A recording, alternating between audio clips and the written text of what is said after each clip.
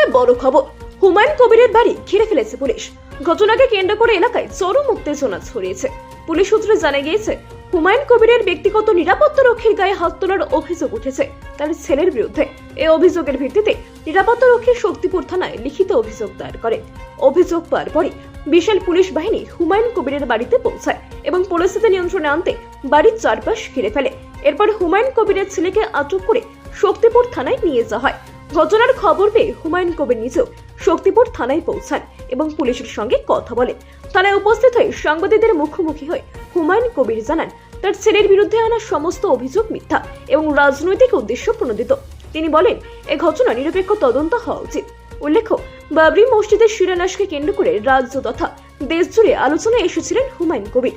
যদিও বাবরি মসজিদের নির্মাণ এখনো শুরু হয়নি, এই ঘটনার পরই তৃণমূল কংগ্রেস তাকে বহিষ্কার করে। পরবর্তীতে তিনি নতুন রাজনৈতিক দল জনতা উন্নয়ন পার্টি গঠন করে।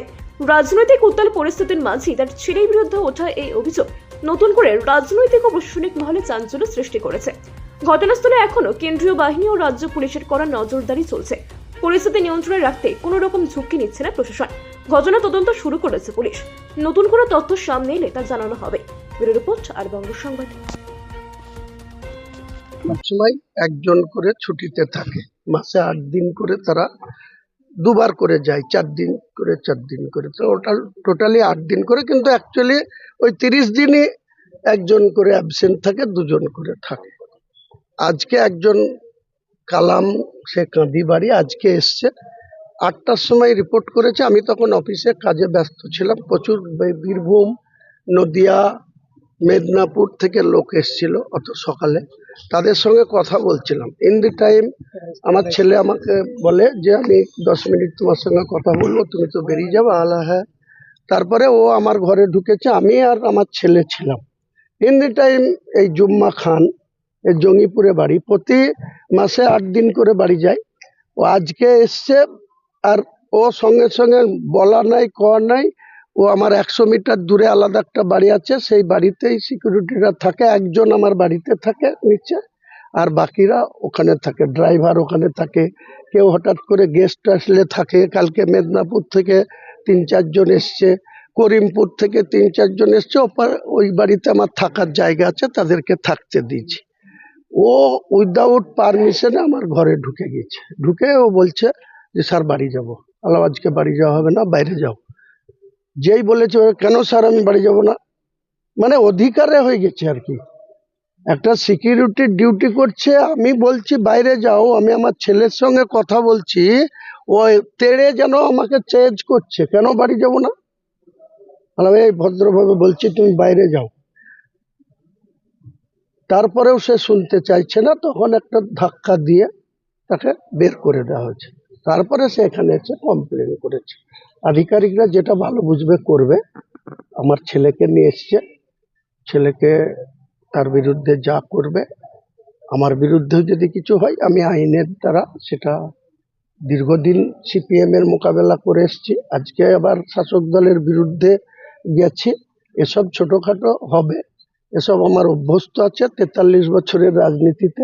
এসব আমি ভয়ও পাই না, কাউকে ভয় দেখাতেও চাই না, আমি কোনো ভয়ও পাই না। হুমায়ুনের ছেলেকে তো এখনো পুলিশ আটক বলছে, ও কি অ্যারেস্ট করবে বা এরকম কিছু কি আপনি সেটা পুলিশের, আপনি ওয়েট করুন, কিছুক্ষণ পরে জানতে পারবেন যে কেস একটা হচ্ছে এবং সেটা বেলেবল সেকশন। তাকে এখান থেকেই জামিনের ব্যবস্থা করা হচ্ছে। একজন লয়ার আসবে, তার জামিন করে নিয়ে বাড়িতে যাবে। তাহলে কি বৃহস্পতিবার আপনার এই মানে যদি মানে বেলেবল সেকশনে যদি না, ওনাদেরকে আমি বলেছি যে সিসি ক্যামেরা আছে আমার বাড়িতে, ওনারা যাবে, ওনাদের এক্সপার্টকে ডেকেছে, সিসি ক্যামেরা তারা চেক করবে, দেখবে কি ঘটনা ঘটেছে, তারপরে যেটা হবে। এই ঘটনাটা আপনার মনে হলো না যে পুলিশ অতি সক্রিয়, মানে একদম সাথে সাথে অভিযোগ পেলো, সঙ্গে সঙ্গে আপনার ছেলেকে তুলে নিয়ে এলো?